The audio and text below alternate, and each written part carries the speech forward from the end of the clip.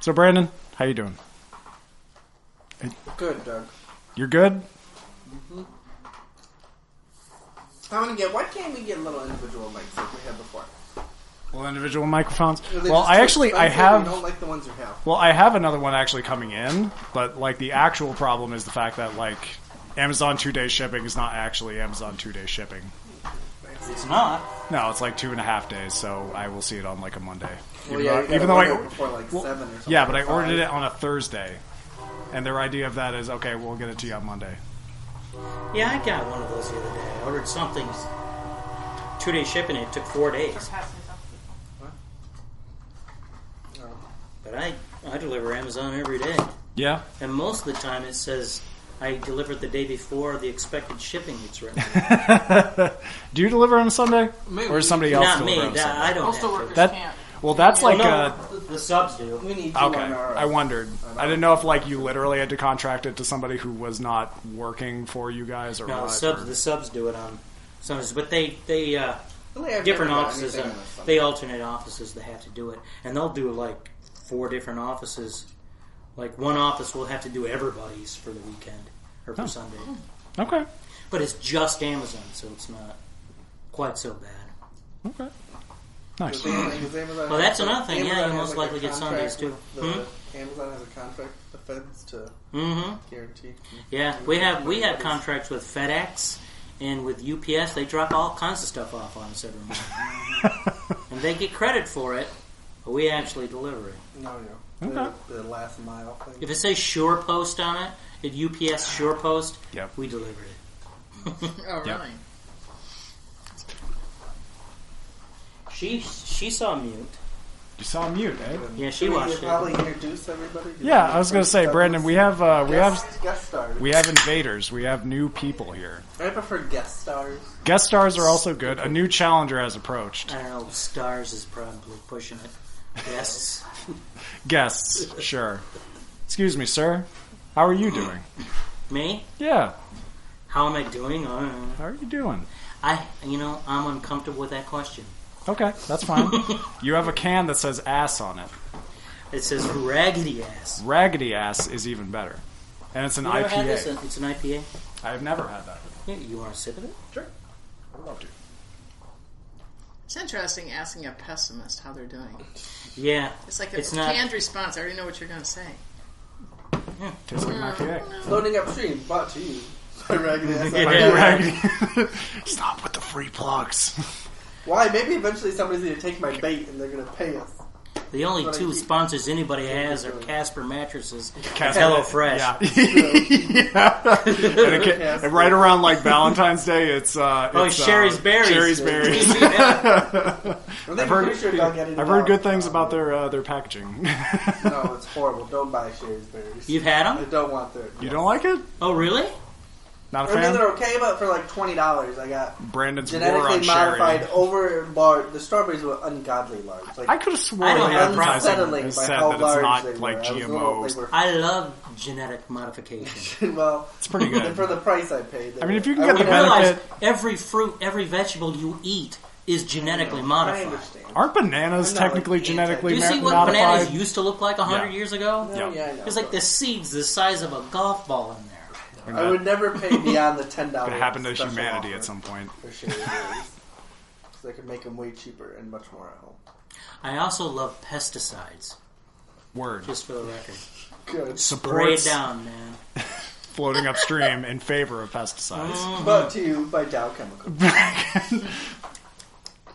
Anyway, see, this is the way of saying we'll spend a half hour talking about pesticides and then like 3 minutes on the actual movie. That I haven't That's how seen. Doug likes the podcast. I fight against it every week. No, I it's get not. It sucked has nothing to down do into- with that. You bring up a random topic that has nothing to do with the I didn't movie. bring it Or up. you'll spend like 5 minutes looking something up. Yes.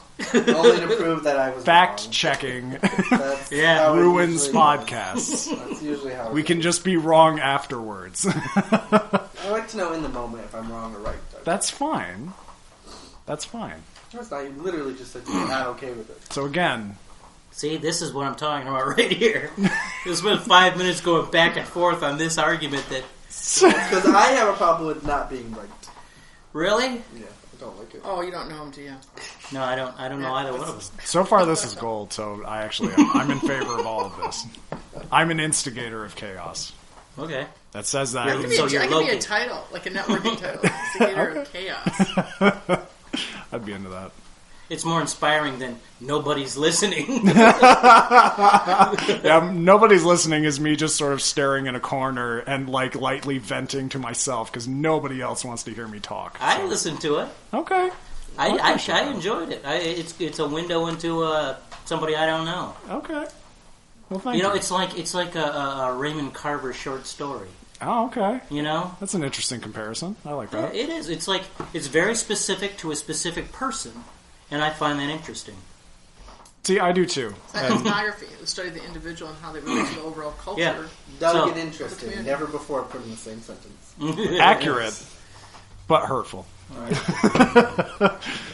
So, Do we want to, our next guest star needs to introduce Star. himself. This guest star. We're I'm sticking with stars. the guest star. Why? That is a question though. Why are we here? we are here. Why are we here? I don't know Because I was actually. sick of just fighting with Doug all the time. on the Brandon podcast, so I needed to threw a bring other bag people over my in. head and pulled me out of the trunk and said, "We're recording the podcast here." And also tell them about the film festival. I don't know anything about it. You know way more about You're it. on the than I do. planning committee and you're a judge.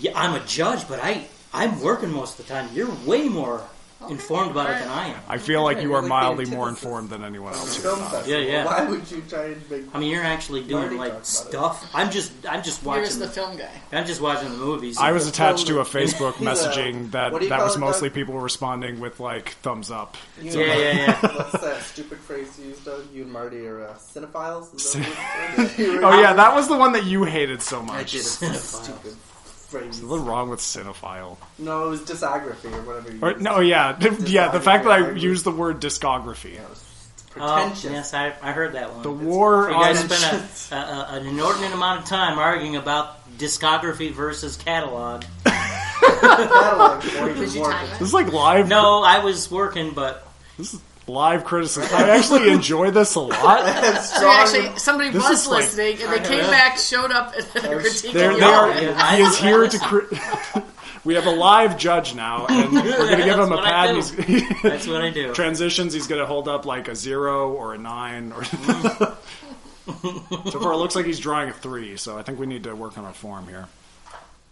So anyway, Okay, yeah, yeah. Guide Yeah. this ship. guide this ship. We saw A Wrinkle in Time not too long They ago. literally never introduced themselves. They didn't give their names. Nobody knows who we are, so I Fact- don't think it matters. But I mean, you can Fact give me some other checking will names, ruin but podcasts. They need some way to identify. Why you themselves. got it? Okay, yes. I just think I'll Marty and identify myself. okay. Oh, she's going to do it. Yeah, I'm going to do it. I'm a leader. My name's Mari, without a last name. Hello. And I am part of, as Marty, but he's, I guess, denying participating in it. No, Is- I just judge. I don't really do much else. In our town, we have the Threadbare Mitten Film Festival, and it's an independent film festival, all genre. International. Yeah, it's international. So last year we had films from how many countries submitted? Gosh, I don't know. 12, 14. All over the place. We reviewed, I think, over 200 films. 200? I sure felt like There's it. a lot. Some of those movies were great. Some of the films were great. Some of them will never get that time back. Yeah, that's the thing you don't realize with film festivals. Because, like, you see Cannes Film Festival, it's like Quentin Tarantino, it's all of these heavy hitters. But, you know, you don't realize what kind of crap they have to wade through to get the... I mean, there's a lot of... I mean, again, 200 films, how many actually were in the festival? 20. Yeah. See? 200 That's true. films, 20 made the festival. 10%. Yeah. It hurt. I mean, I it was imagine, tough, like, some of The it. Imagine, short like- shorts, and some of them are like less than a minute, and you're like, wow, you submitted that. Yeah, some of them that just... Like, it's like camcorder looking stuff. I don't even know how they get that look. You know? Even on a phone, it doesn't look like a camcorder, but some of these look like a goddamn camcorder. Okay. Probably used a camcorder. Well, I wish they had exploited the idea of a camcorder. I'm waiting Yeah, for we like are a movie to be super shot on easy. an iPhone. I Tangerine. thought Apple did that. little Oh, that's thing. right. I forgot about that. Yeah, it's oh a my good god. movie. Yeah. Wow. So this is Marty, who hasn't introduced himself. Hello. There we go. I mean, you just said my name. I don't need to say it. He is doxxed now. So back to the Everyone, film festival, because I told the Grand Conquistador People are hunting him down who as we oversees the speak. film festival, Dan, who probably will listen to make sure we're plugging it. No, just kidding. Oh, Dan. yeah, plug it. It's always going to be that. Was last year was our first year. We're getting our second one coming up. The sequel. What was the name of the one, the call it feature that Squeakquel. won last year? Because it was really good. Squeakquel. And I don't think you can't, and there's no way for anybody else to see it. To me, that's like a reason to come to the festival. Well, they go to This our movie webpage. was They could see fantastic. it. It was Michigan made. We all had our selections picked out, and then we saw this one. It was we do it with Film Freeway and Without a Box, and we saw that one, and everyone just scratched like everything that they had judged, and we all wanted that one as the winner. And here then we the are. horror pick. I can't think of the name of it. It's a teaser for people to go to the website. There we go. So Threadbare Mitten Damn it. Film But Festival. this movie really deserved to be seen, and I still Last I weekend can't in think of June, it. though. It had a weird name. So you guys are going to be doing a live podcast with the directors, because we're going to have the directors that are there going to be chatting about their movies. So Yes, we are. Doug's a judge, so you I get to am. pre-watch them and I get to make witty little comments to coffee say to them. chats. I really liked the autobiography one. Was adorable. I wanted to show that to everybody I saw it too. The one with the kid in the house with the rooms. The museum autobiography. I can't remember. That's the the title. one. That's the movie you're trying to talk about? Yeah, Oh, that's I the one love that won. movie. That's That so was good. great, wasn't it? Mhm. But I can't think of the guy's name. Yeah, somebody. And he came too. Wonder Emporium? Or, Here we not are, Wonder fact Emporium. checking. Fact checking. Anyway, how about while that's happening, how about we talk about A Wrinkle in Time? Yeah, talk about that, because neither one of us saw So it. we saw A Wrinkle in Time. It's based on a book from A long time ago. like early '90s or something like that. But it's typically actually like some early like reading material for kids in like middle school and elementary, something like that. Really, I never had to read it. I thought it was funny when you guys said. I've heard the name before, but yeah, Kate is the one who was like the actual proponent of You feel like this. the only movie the only book every kid has to read through the American public education system is Kill a Mockingbird. It's like the only consistency. Yeah, I'd say that's the only like actually consistent one. So 1962 book. 62. Wow. Did not know it was that. That actually I really thought it was way explains. up there. Emery Weldon's fantastical autobiography. I can't talk. Read that. There's names happening. Autobiographical museum. That was Autobiographical Again, You museum. need to see this movie. It says It it's on is- YouTube. That needs to be Oh, I like. think really? it's just a preview. Is the whole thing on YouTube? You Look guys it up. have- 75 minutes. You guys have The whole full thing's on one, YouTube. though. Oh, do okay. yourself a favor and watch it. Okay, It's hey. fantastic. And the director, he wrote it, directed it, and starred in it. It's such a Considering And I've he read. was such a good person. You know when you meet somebody, you just get those really good vibes off him. Like he was a genuinely good person. I didn't get to good- go. Was he made in Michigan? Was it made in Michigan? You said? Was he Yeah, from Michigan made movie. And it's, It was Is he Michigan? from Michigan? I believe so, Or yeah. did he just I travel mean, if he here? showed up here, he lives here. Because I would totally get this guy to guest star. Because I No, love we But have this people again, coming from movie. out you of state, can't though. get it on DVD. I wanted to buy it. Oh, okay. I thought someone was breaking into your house. I know. Is that the full movie? So Oh, see, last Did time you- I tried did to you look click it up, it and I it's saw the there? preview. Yeah. Oh, I'll So watch if it. anyone yeah. went to our I'll rewatch website, it. once again, threadbaremittenfilmfestival.com, There and we you go. go to, because we're still updating it for this year's festival, but if you go to event schedule and you scroll down, it was actually shown on Saturday in the experimental cinema lab section, and it was the third showing. So then it plays 75 minutes US, and it's on YouTube. It's on Okay. YouTube now. You can't. I'll download it from YouTube because you can't get it on DVD. yeah, It's just not available anywhere. It's awesome. That is unfortunate. Yeah. That's awesome. Cool. You guys can watch it. You guys can review that. We talked You about that. should, I would because be you will into that. love We it. should Turn track that people guy onto down. it. He deserves it. I'll track that guy down. We should have him on. It was such a good movie. Word. Mm-hmm. Okay. Cried and laughed. Yeah, same here. Now, I've read a lot of things and not accomplished a lot in my life, but I've heard that saying a thing multiple times that you're talking about while you're talking about it helps clear things up with people. That is what you were in fact talking about, since, sometimes you can kind of droll on a little bit. So, A Wrinkle in Time. I hate you so much right now. I was just trying to get us back on the boat. What's We all clever fell way to off. do it. We all Listen. fell off the wagon, but I'm glad we got that plug in. I'm glad people know about it. I'm glad we know it's there. I hated A Wrinkle in Time. If you want me to turn off the conversation. Gasp! You hated it? I hated it. I did not like it. The only thing good about it was the visual effects were stunning. I think you should drop some LSD from the trailer so I could drop some LSD there was and watch no plot structure. It was like, kid's dad disappears, kid finds people to help dad, kid finds dad, movie done. And Oprah is God. Can I ask? Oprah is not God. She's an omnipotent being. How far into the movie before you realized you were going to hate it? 3 minutes. It was like minutes. It was like when the really like right away. It was when the preview trailers were like showing one too many ads for other movies. Was right when he was like, "I've got a bad feeling about this." Really? But it was pretty early, and I was like, "This is No, it's Brandon's 55th birthday, so I understand that he's not that old." The You're big old double enough to hockey matter. sticks. 77 years, 77 years young, Brandon Dyer. I hate you so much. Yeah, the biggest thing I would say about that movie is like how they portray the omnipotent beings is sort of strange in that like you literally just turn the camera and they're there. It's one of those things where like their presence is supposed to be just conveyed as like constantly present, I guess. And the biggest thing I would say about it is that like it was sold to me as a sci-fi movie, but there is no actual aspect of that movie that I would define as a sci-fi film.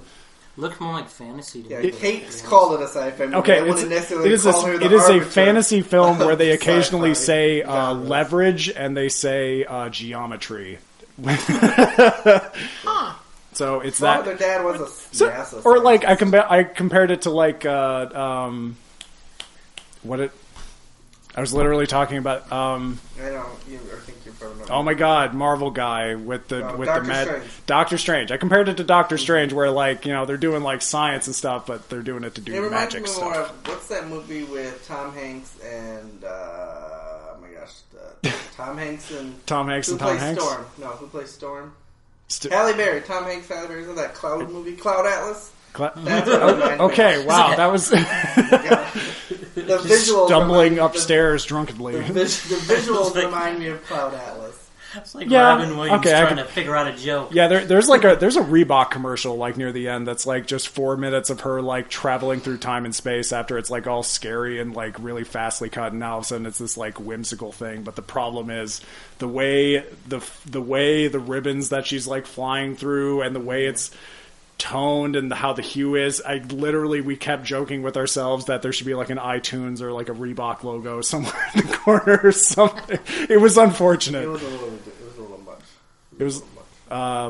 I like that girl. I hate that I don't remember any of their names, but as far as like the three main kid actors, I liked the Her main. character name was Maggie. Her name was Maggie. I liked Maggie more than I hated the other two kids. Is what I would personally Charles say. Wallace. That's quite an and- endorsement. I don't remember what the generic white kid. Yeah, there's generic Colin. white kid, and Colin. I think it's Colin. yeah, he's sort of hurt. Because like I feel like he could be a good actor, but I feel like they related gave to him Colin. I'm a bad generic white direction. guy, so I related well with Colin. I still say that that's not a person, though. I still say that, like, I don't know if he was supposed to be a nerd or a prep, but either way, he just felt like a kind of dweeby He kid. didn't need to be defined, Doug. Kids these days don't need to be defined. They're all about their individuality and all that other crap that millennials talk about. Generation Z. You're not a millennial? I'm a millennial. He's the people below He's me. a Greatest millennial. Generation. Did you forget? Greatest generation. The people below me. He's 143 years young, and he is proud to identify as a millennial Today. today. But yeah, it's a bit of a strange film. It wasn't. especially the ending is very I like. didn't have to pay to see it. So thanks to Movie Pass. It's a bit of an overused gag. I'm gonna keep doing it. Brandon's overused gag of the week. Gag of the week. I really enjoy Movie Pass. Then I need to I'm edit gonna in, get like- them to advertise with it. Edit in some like crickets or something. Yeah, put that in there. Okay. I have Movie Pass. I haven't used it Yeah, see, in months because I haven't had a chance. But yeah, But it's- I love it. It's cheap enough that like you almost feel silly not having it. Yeah. Yeah. If I want to go to a movie, I can. I don't have to think about it. Yeah. How much is it a month? $10. It's $10 a month. And they said they're working on like family plans too and stuff like that. You've seen 2 movies in a, like you saved. You've seen 2 movies. Yeah, 2 movies in a month, and you're already in the positive. See, I like to go in the morning, like before noon, because there's nobody there. Oh, I don't know how many movies I've seen, just me in the theater. Happy Death Day, Hateful Eight. I saw just me. Yeah, just all alone in the theater. It was pretty cool. It's like I'm rich or something. You know? Sweet. Yeah, you just bought out all the. It's your fantasy. It's like I have a theater in my home. Well, I do have a theater in my home. Somebody should just buy 200 like Movie Pass accounts for themselves, so they can just buy out the entire theater to themselves. Or go at 11 o'clock in the morning. Or go at 11 o'clock in the morning. Like 11 o'clock on a Monday, there's nobody in there. See, you're being savvy with it. Well, I just don't like people, so. Yeah, there you go. I just literally, that happened to me. I saw Annihilation like last Thursday at like 9 o'clock and nobody was there. Nice. How was that? I liked it. I've heard good things about it. Why does Kate say she wasn't going to like it? Did she hear it from somebody? Did she read it in like I feel like people... Was she like, Annihilation? Okay, well, think about the people in her immediate life and the average movies that they saw and liked. Like you know, these are the same people that were saying Batman versus Superman and Wonder Woman were good movies. I liked Wonder Woman. You didn't like Wonder Woman? Wonder Woman very specifically, I don't know what it was about that movie, but it flowed the same way like Thor 2 did for me, where it was just not my thing. Yeah, Thor 2 was a bit of a slog. I liked Thor. Like, I'm not going to hate it. I'm not going to... No, Thor 2. Dark World, the one no one remembers. The one no one... Besides, like, 3 people remember, like... Ragnarok's really good. Ragnarok is a Adam Sandler film that happens to star... Taika Waititi is fantastic. Yeah, it's really good. I've never been disappointed by him. Yeah. Why did that just stall everything? I lost the thread of what we were actually talking about. Oh yeah, what were we talking? You were talking about Wonder Woman. Why you didn't like Wonder Woman? Yeah. There was I don't know, man. There was really something about that. Like maybe it was just like. You know what? My son has a theory about why Wonder Woman was so well received, and it's because did I just woo that? It's like a Elmer Fudd thing. Why it was so well received is because all the DC movies are horrible. Yeah. And then Wonder Woman comes out and it's mildly on a par with your basic Marvel movie, and everybody's like, "Holy fuck!" Yeah, you know? I've said time and again that those Zack Snyder movies were failing their way towards 5 out of 10 because the only way they can succeed is to not be as bad as the previous one because they can't be. Man of Steel is a movie that I legitimately made me mad in my personal life. Yeah, it upset me too. What I don't understand is why they handed the entire DC universe over to one person. Marvel didn't do that. They're essentially trying to copy Marvel. Yeah. And yet they handed it over to a single person whose reputation isn't exactly sterling. No, not exactly. Yeah. What they were trying to do they don't have obviously nearly as much money as I think it's because they're DC and they were thinking Christopher Nolan, we got to do the dark, the brooding Batman, and so now Superman's got a brood. Hell yeah! I feel like DC, it really put everyone in black T-shirts. Because their characters, though, are really way more their material. Their characters are way more iconic. Spider-Man or not Spider-Man. Superman and Batman are way more iconic. Superman, Batman, and Spider-Man are literally the list for top-grossing comic book characters in terms of merch and everything else. They had great content, and then they just decided to shit all over it and make crappy movies that if someone says you can have $1 billion now or $300 billion in 3 weeks, what are you gonna do? I ain't gonna wait 3 weeks. You're not gonna wait 3 weeks for $3 billion. I'm hungry right now. I'm gonna die. I don't care what contracts I sign. Well, either way, I mean, in Zack Snyder's personal life, he lost a... Zack Snyder is the guy that directed, most of DC movies since, 2007, I feel like nobody really 2006. I don't ever know. Since, Batman Begins, right? Something? Well, no. No, it was The Dark Knight? No, that was all Christopher Nolan. That was Christopher Nolan. Zack Snyder started with Watchmen. No, it was before. Yeah, he did Watchmen. He did Watchmen. He did. Well, he started with the remake of Dawn of the Dead. Yes. Which was good. I liked the remake. Yeah, it was good. But But yeah, then he went on to the DC stuff was starting with Superman. Yeah. Man of Steel. Yeah. And then what? Batman versus Superman. Batman versus Superman. With that Martha ending.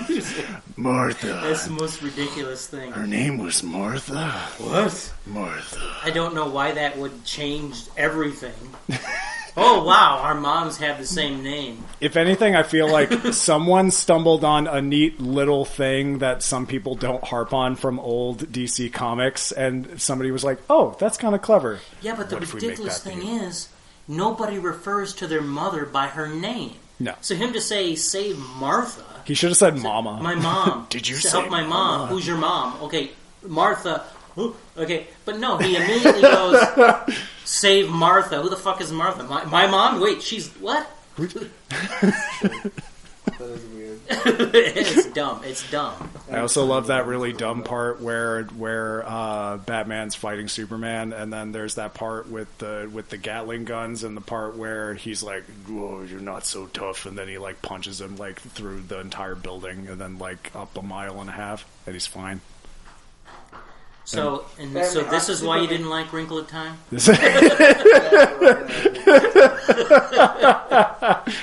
DC Yes. Comics shit over it. That's why Zack Snyder took over A Wrinkle in Time, and it was just all downhill from here. Why does everybody got to brood?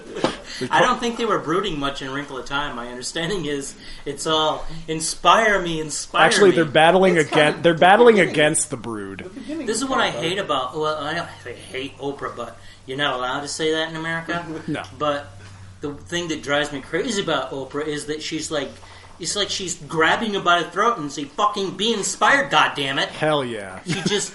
She just overbearing with really this. did that. I like her a nice character was more forceful- like accept yourself. Yeah, but the whole message of the Oh, movie I'm just was- talking about Oprah in general. Sure, okay. yes. But I do appreciate the other character that was just constantly like, this kid sucks. I Do we love really have to Reese's have her Wither- around? Reese's Witherspoon. Reese's. Reese's Pieces Weatherspoon. Because that's what Mr. Skin called her this week. Reese If you want to see a Reese's Pieces, Reese Witherspoon was my favorite character. She was hilarious. She was pretty good. And snarky and no, Zach Galifianakis was in this. What did he do? His character is kind of minor, but he's sort of he can see more of the universe than they can necessarily, so he's showing them how to do it. And he's sort of a teaching role Find her lost. more than he is necessarily a fighter or anything. So And it was like small?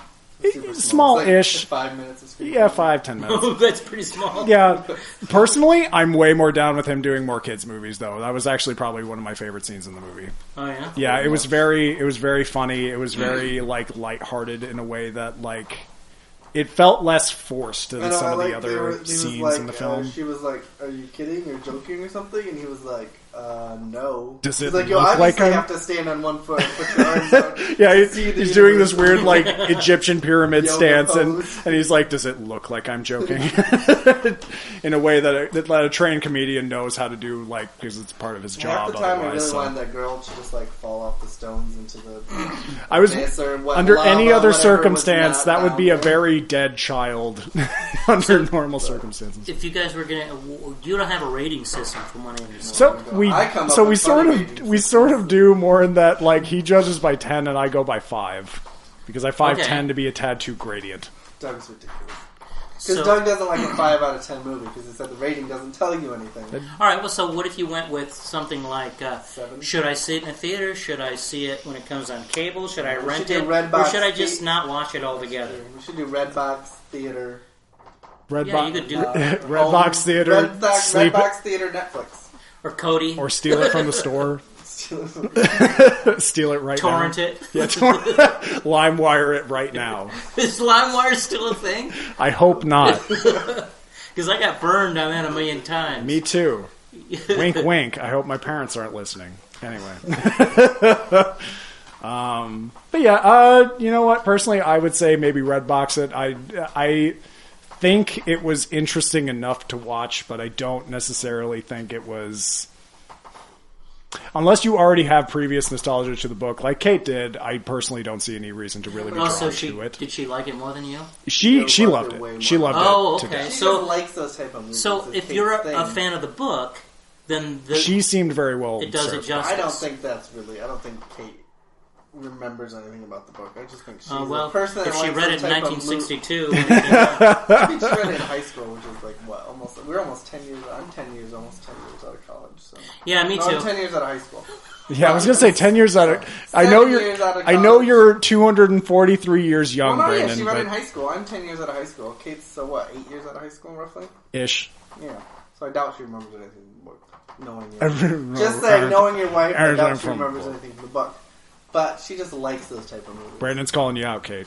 My caveat is I would redbox it if you had children. Shade thrown from the other side of the universe. It's connecting us. Quantum mechanics. Do you think this movie appeals more to boys or girls? Or Girls. So it's definitely a girl. So, This is a like. So you're saying rent if you have children, but mostly rent if you have girls. Hashtag Me Too Like- movie. like body image and like self-empowerment and realization of your own self-worth and to be loved are like main themes of the movie. So like I would definitely say it is definitely very much He reaching just did for. Yes, He just that's what Brandon does. This is inhaled Brandon's something. Brandon's random inhale of the week. Okay, so the review is Redbox it if you have girls. Red box it if you have girls. Yes. That's very specific. 3 out of 5. It's fine. Okay. It's fine. We also saw Game Night. Game Night I was... have not seen it. Don't spoil this one because I want to see it. Okay. Because it's the guy from Freaks and Geeks. Yes. Wrote it or co-wrote it. He did the Vacation remake, which is underrated. I think it was actually pretty funny. I haven't seen it. Yeah, Vacation or because I was gonna say, is this the reveal that you haven't seen Game Night? I haven't seen it. no, I do want to see it. I haven't seen the Vacation remix. I can. I may have saw it. Remakes? It wasn't memorable. Is there more than one? No, remake. Just okay. Remake They of what? should remake Christmas Vacation. You said for. Why would you remake Christmas I don't- Vacation? It's perfect as it is. I know, But I also they did feel the like other in- Vacation Well, it one. wasn't a remake. Christmas It was. Vacation. It needs was severe- as a sequel because it was guess it's a Rusty sequel. Yeah. as an adult. It needs like severe like updating, if nothing else, because I feel like the further we walk away from like the Rockwell style like Christmas picture and stuff like that to a more modern image of it, a lot of people don't have Christmas trees. I feel like at some point Really? a kid is going to. Yeah, I know a fair amount of people that don't set up Christmas trees for Christmas. I hate Really? Christmas trees. 'Cause in some So cases much it's a hassle. time and effort. No, I get it. It takes up a lot of floor space. And I wouldn't do it if I didn't have to. I envision a point in the have to future do? where a Just kid like watches you have that a kid, movie you have to. and has no. Does he like He the wanted Christmas to. tree? No, we're both atheists, but he still wants a Christmas tree. Christmas tree isn't a religious thing. I've never thought it was a religious thing. No, it's not technically. It's a pagan thing. But it's a- kind of religion. Yeah, it's more of a good excuse if you are I religious. think of it more of as an American thing. Yeah, you're probably yeah. right. At this point, yeah, you're I right. mean, I came over. But from for some Europe, reason so- this year he just wanted to do Christmas big in the house. Yeah. So Actually, we, I have a Christmas chair. It's my tradition. I'm pushing forward. Mm-hmm. Next Shark Tank. Probably. My brother actually does. My brother actually does the Festivus poll. Oh my god. yeah, I can see that. I know I he'd be into that. He loves Seinfeld. We did We did the feats of strength last year. Actually, that was I'm gonna do that. I'm gonna sell that to him this year. hell yeah. He'll be into that. I'm into that. Except for the airing of grievances. I don't know if I want to deal with that. I'd be down. But yeah, that. I just envision a point in the future where a kid watches that movie and has no idea what on earth like half of that comedy is referring to, or Really? like the You kind, think so? See, my or son, like stapling Christmas lights to your house, like that kind of thing is the thing that like Really? nowadays People don't do that. some people do that, but now like the better substitute is to get those like spotlights that just Yeah, project yeah, the yeah. images on your house. So much easier. Yeah, she does that Yeah, here. I see a We point. almost Yeah. did this year, but I said, $10 to this summer. I said, no, you know, someone's going to steal it, or some kid's going to kick it down because you got to put it outside. I was Yeah. surprised nobody stole it, but Yeah, stealing in March. Brandon's surprised. yeah. This year, my son wanted to watch and do podcasts about a bunch of Christmas movies. Oh, okay. And that was one of them, and he'd never seen it before. Oh, okay. He's only 14. Christmas Vacation. And he loved it. Oh, he loved it? Okay. Yeah, it worked. It worked on him. Okay. But, he looks at it more as a... like we watched It's a Wonderful Life, which obviously is not modern at all. No. He loved that too. Okay. So he looks at it more as a nostalgia movie. Sure. Like Christmas Story. Nostalgia. It works as a... Marty this is is how his father. Christmas was in the past. Yes. As opposed to... Whereas, that's not ironically, how that things movie work. bombed, like, in its initial release. So... It plus, did? Yeah, people hated that movie when It's it a first Wonderful came out. yeah, it was a failure. It ruined that studio. Liberty Studios never made another movie after that. No. Oh, wow. Yeah. I thought it was like, So it's the like thing this that actually American contributed to Idol. that I was in the was theatrical version. nobody upped the license for it. Yeah, and it became public domain. That's the only reason. Because TV stations would air it every They would Christmas. air it because it was so free. so decades people would just watch it because it was on. Same thing happened to Night of the Living Dead. They messed up. It became public domain, and so it would play everywhere because it was free. Nostalgia has interesting effects on human psychology. Yeah, I just listened to a podcast and they were talking about copyright law. Yeah. Oh, Copyright law is a nightmare. They were talking about market regulation, nonetheless. They were talking about how Disney changed copyright law to Yes. keep Mickey out of public domain. Yep. Not like we weren't affected by that semi-recently, but that's fine. And they were saying, in the 60s, they, literally opened... Actually- Disney opened an office in D.C., staffed it with lobbyists. I actually have, never letting Mickey an in open public tally domain. at this point where I've been DMCA'd by Disney more than once, which is the funnier part. It doesn't surprise me. There was a story a long time ago, 20, 30 years ago, of this preschool that they had painted Disney characters on their walls. Yeah. And Disney found out and cease and desist on a preschool. Oh, my gosh. I And gotta they had to stop cover it those up. kids. So Warner Brothers came in and put... Hey. Professional artists came in that's and pretty put good. Bugs Bunny and Daffy Duck and all those on. Now So that's a fuck. hearts and minds type. That's awesome. That's But a Disney are hearts and minds assholes, you know? thing. Yeah. And they always have been, and I think that... Well, Walt Disney was an Well, asshole. considering the law now is 150 years from creator death and consent Jesus, from it the used sharing, to be half that. 50 years or something like that. Yeah, it was right? 75 years for a long time. And every 20 years they go in with lawyers and money, and they're like, no one's leaving That's this why room Happy until we all Birthday agree. was not in public domain until 10 years ago. Yeah. Happy And then it got- Birthday. Are you And then serious? somebody- I didn't know that. Yeah. Oh yeah, that's why that's you why would never hear it in restaurants. the movie. That's why restaurants stopped singing the regular Happy Birthday Yeah. song. That's why they all have their own twist. Yeah, Yeah. their Oh, own I thought you were trying to be ridiculous, creative. annoying twist. Yeah. And I would then rather they found nobody out the person recognize that my was- birthday in a restaurant. And then somebody found out, recently-ish, that the person that was claiming that they owned it The actually Hill did Sisters not. wrote it. Yeah. Technically, they stole the melody. Yeah.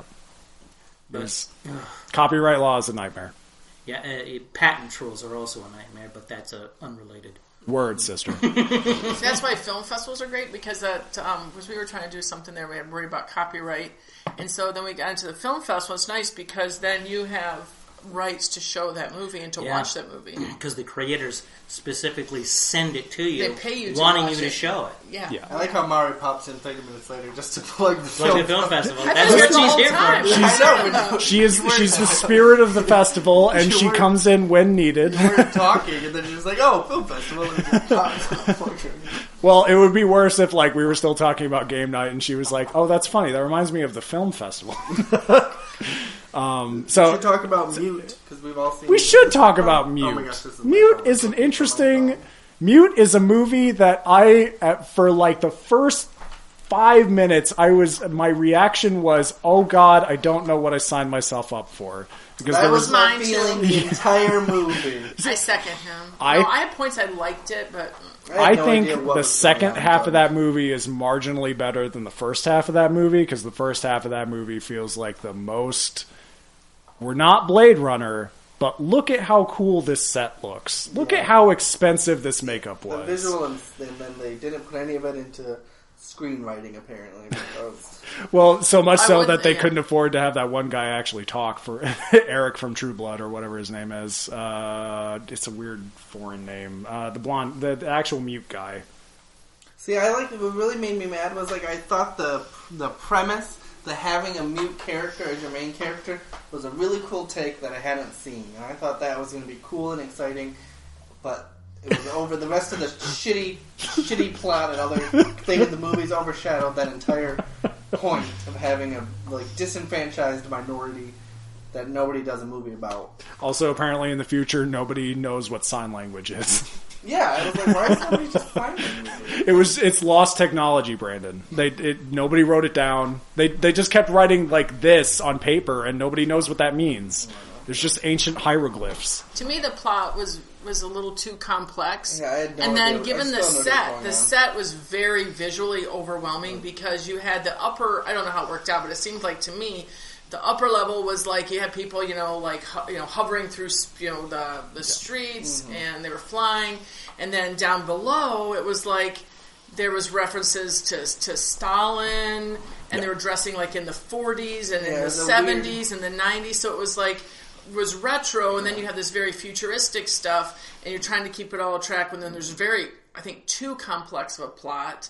That got you, it just got me confused. Visually, because you had to really pay attention, because the main character is mute, which I think is not a good decision for Netflix, because when I watch Netflix, I'm sitting at home, and I'm probably, scrolling on my phone. Or doing dishes. It's more like your binge thing, so it demanded you to watch it all the time, which I don't think the average Netflix viewer is always in that mindset. I don't know, this was overwhelming, and then I just how long till I get it? Yeah, it took a while for it all come. I still don't actually have any idea. I still don't really. I don't know what happened. At some point, Paul Rudd just has a knife in his throat. I don't know what's. I kind of got what's his name ended up being. Him and what's her name ended up sharing a kid. He killed her. The asshole. Spoiler alert. Him and what's her name. And the kids get dropped off at brothels to be babysat. Yeah, it's weird. The child molestation thing got a little creepy with me. That was weird. It's a weird button. It's one of those things that end. Oh my gosh. Rape and child murder and child rape, I guess, are things that I always say are if you're going to cross that line, you need to make sure you use that effectively, because there is a 1 in 10 chance that you actually just ruin somebody's week. Yeah, don't just throw that in. That's a big piece of it, but yeah, I mean. Actually, I saw that movie Mother with Jennifer Lawrence, and there's just a random baby murder that happens. Oh no, I love that movie. You love that movie? I loved that movie. Okay. You love baby murders? Well, yeah, but that's not that was right around the time I literally just kind of clocked out for the last. Now, I absolutely loved it. Okay, fair enough. But wait, you love Jennifer Lawrence? Well, yeah, I don't love her. I don't tend to like her movies. But this one I really, really liked. Okay. Fair enough. You disagree? That movie feels that movie feels like kind of a visual mess. Just to keep it on a short. That's weird because it made perfect sense to me. I'm not saying it didn't make sense. I think I'm more saying I agree. I can see why you would think it. It didn't make sense to a lot of people, but for some reason, it made perfect sense to me. I think this is more about. It's just. I think it is. I'm gonna be honest. If I kept that my criticism of that movie to a sentence, it kind of felt like somebody jerking off on a camera for about an hour and a half. Yeah, and I would watch that. And that's fine. And if you're into that, that's fine. No, it was incredibly self-indulgent, but I don't know, for some reason, I totally understand all the criticism of that movie. I don't disagree with any of it, but for some reason, it completely worked for me. That's fine. Speaking of a mute, which I haven't seen. Yeah, so the biggest thing I would say about Mute, especially from the beginning, is they definitely got the aesthetics of it wrong, because it is a lot of dull grays and blues. And they didn't take the right lessons from stuff like Blade Runner, where its main themes of stuff, not so much the new movie, but the old film, was a lot of stark black and whites, very immediately you can tell what's a building, what's a billboard, what is supposed to catch the eye and stuff like that. Whereas this movie felt a lot of it almost felt like I was staring through a fish tank. You know what I mean? For a lot of the film. Oh, I can see that. Yeah. I like the mix of I like the mix of the technology with the 1940s. No, that part's cool. I just the he color liked palette. the suspenders. I need to later look up and see. I need to not fact check on this podcast, but I need to see if this movie was based on a book written from a long time ago, just because there was bits of scripting and just little takes on it that felt like an older rendition of near future type stuff. Paul Rudd calling somebody a faggot in whatever future year is something that I think I just kind of don't understand because like what exact and like a lot of people were speaking English, but like they were in Berlin. First off, I know that I got, but I didn't understand why they were so fascinated with the American soldiers. Is this supposed to be like set in like we had another World War? I got like a weird vibe of like American soldiers occupying Berlin after World War II that happened in like 2037. It's weird, like it's set like, dressing that is never directly. There's such a constant threat. That this was set in the future. I mean, was that integral? Did that? Well, okay. There is one scene in which it justifies why it's in the future, and it's that the guy who is mute as a kid had an accident that I was slightly unclear on what actually happened, but his voice box is damaged and he cannot physically speak. And with their weird future technology, he restores his ability to speak. Oh, okay. And he's has to take. Oh, so the future technology is what fixes him? Yes. But then they made a weird reference to him being that seems like weird reference to kind him of a minor thing to justify the futuristic stuff. It was because otherwise, honestly, like people were driving in they were driving in a normal car for like a long time, and like a 70s car, even. 70s cars. I think the point was it was supposed to be a luxury 70s cars are kind to not have a flying car. I guess like the thing I got tiny electric cars, I guess flying cars. I feel like that were like the size of a I'm not going to watch it. So, I don't recommend it, to be honest. It was like a mashup of contradictions. Because it was like mute guy. Because like there's two parallel plots that you pretty much follow for about an hour and 20 minutes of this 2-hour film, and the whole time they keep cutting back and forth, and you keep going, when are these going to intersect? What is going to bring these two characters either together or at ends or what? Because other than that, the only actual direct is him and her have a baby together. Do they? It does intersect. It does intersect, and it does satisfyingly. Or 15 minutes. Personally, I don't know. I thought it was a little satisfying more because Paul Rudd is, I think, the actual the main takeaway from this movie because he's the only part of the movie I kind of consistently enjoyed. Usually. I mean, it seems convoluted. Yes, it's a convoluted movie where they got Paul Rudd to Paul Rudd harder than Paul Rudd is ever Paul Rudded. So you better Paul Rudd the fuck out of this movie because we got nothing else going on. They got the yes. So why is it important that he's Amish? And they talk about keeping things simple for him. But well, as the director of Mute, I will say. You're David Bowie's son? Yes, I have this giant peacock on my head to emphasize as such. Oh, that's why that's there. Okay, all right. I'm getting it now. Shh, my baby. I don't know. all that build-up and thing. It was to symbolize the plight of the American workforce. I don't know. Anyway. I tried. There's communistic undertones in this. There are communistic undertones, yes. I mean, I have my problems with Rotten Tomatoes in their system, but it's pretty low on there. It's a little low. Yeah. Yes.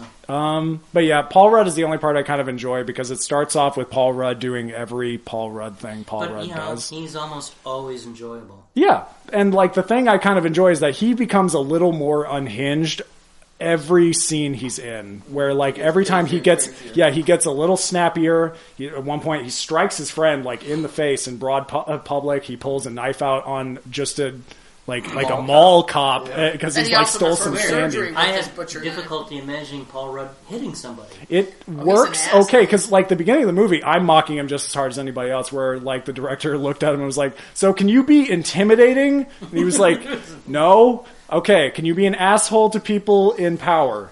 Yes? Okay, we'll work with that. And but he does. I think right near the end, I think he sells me at least on being an actual villain, especially when he's calling the mute guy, what was it? A fuck stick or something, as he's having a gigantic knife shoved into his throat. Oh my. Yes. Okay. I do think I love my favorite part of the movie is when Paul Rudd's at the coffee shop and he's he's sitting 3 feet from the counter and the guy's like, "Can I get some food?" And he's like, "You order at the counter." And he's like, "But I'm right here." It's 3 fucking feet. And then he walks up there and then he does this prolonged 5-minute thing about, "Oh my god, it's such a fun." That was so funny. I think Paul Rudd is pretty good at it. If you want to see Paul Rudd being very silly. I've liked Duncan Jones' other movies. Yeah. Moon and Source Code. Those were both really good. I haven't seen Source Code in a long time. Oh, it's really good. Jake Gyllenhaal. I recommend it. Jake Gyllenhaal. I have not seen Mute. Mute. I did not. It's been out for a little while, and I haven't been interested because it got I'm not really disappointed bad I saw reviews. it, but I had no idea what was going on. Yeah, I definitely think it's not a movie that, other than me prompting us to watch it, I don't think I would have watched it on my own necessarily. Because, like, from a lot of the promotional imagery, made it look like just a Taken-style action film or something Well, like I that. just Not what it heard was. nothing but bad about it. Mm-hmm. So, there's only so many, especially on Netflix, there's like 1,000 things to watch. Yes. That's even underselling it. 1,000? A little bit, yeah. As long as it's in 4K. I think it's not really that hard to get a show on Netflix. Yeah.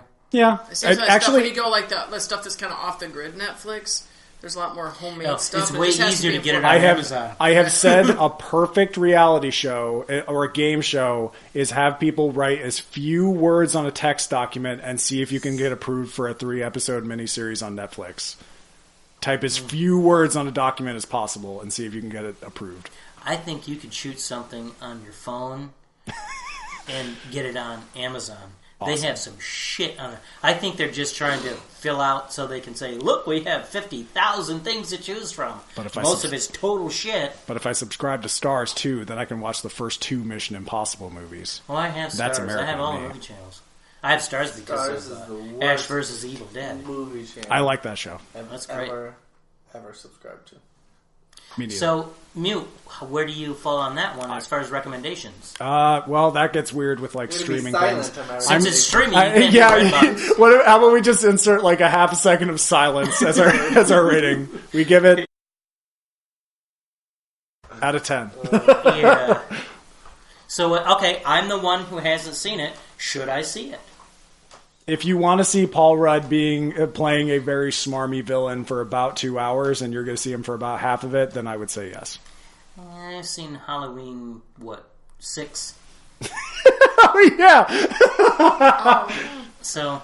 I think it was worth. Is that H2O? Is that the one? No, that's The Curse of Paul Rudd's film debut. Oh, God. If you're like bored on a Saturday afternoon, there's literally nothing else to watch, maybe try it. But it's Netflix. There's plenty else to watch. I actually unsubscribed from Netflix and I bootleg it from my... What? I bootleg it from my brother. Because I just don't tell them; they'll find you. There was almost too much to watch. I really was like, I find that too. I find I'm way more time scrolling than actually watching. I'm surprised they don't just opt for, well, considering how aggressive they are with like stopping you if you've watched more than 3 episodes and not pressed a button because they're trying to save bandwidth or whatever. But I was suggesting for a long time that they just have like a randomized from things that I've watched before as to things that you think I might enjoy.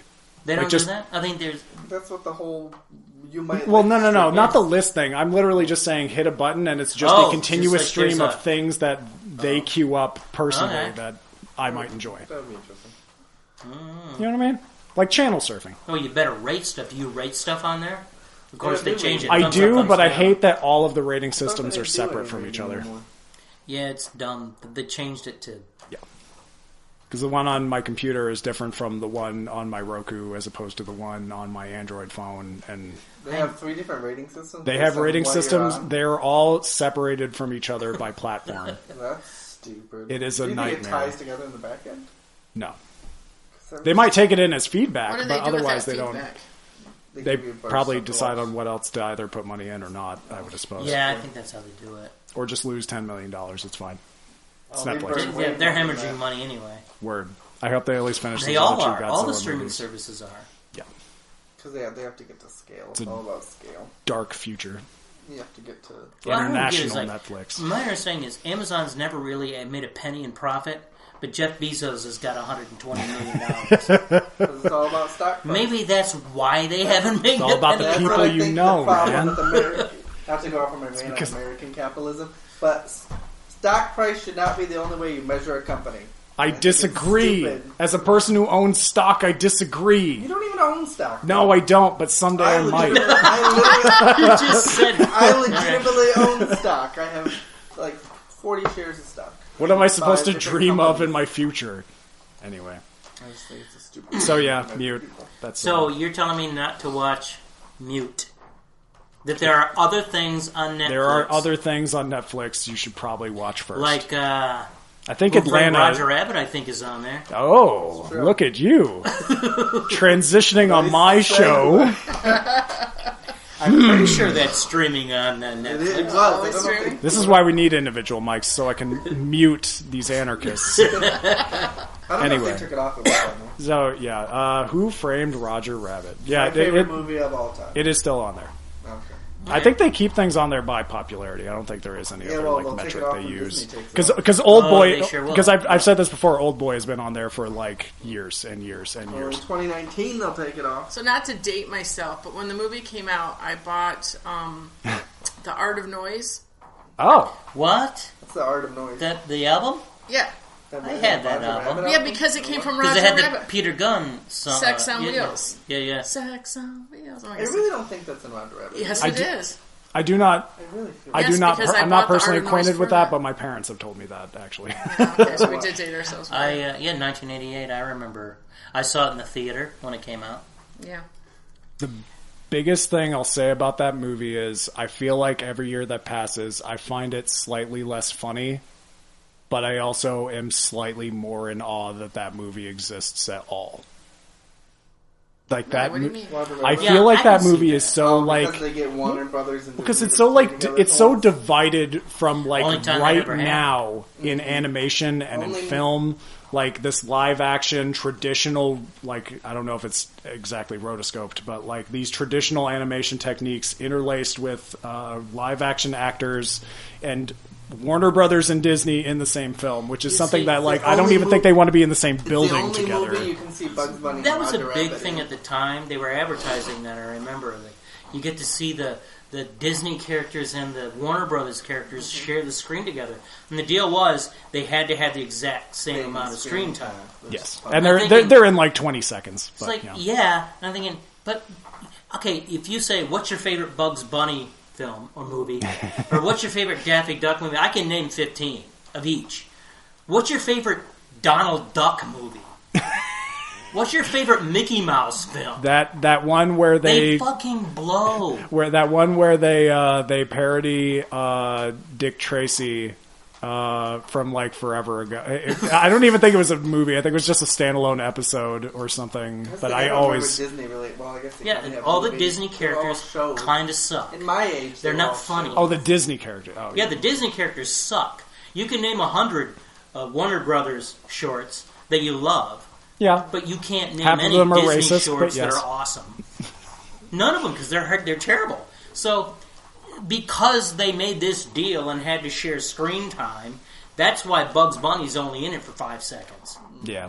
Because if they said, okay, fuck you, we don't want Donald Duck or Mickey Mouse, because who gives a shit? that- Maybe they could have had Bugs Bunny all through it. That scene with Daffy and Donald, though, is still like that is something I With the think pianos? about every With the now and piano? again. With the piano, I love that scene a Because they're lot beating each other up. because it fits their Hungarian personalities Rhapsody. just It right. fits Donald Duck's. Didn't fit That's what Daffy. song, isn't it? Daffy, I don't think he would have anything to do with Rhapsody. Donald Duck. Fair enough. I don't think they would get along at all. Well, they didn't get along in this.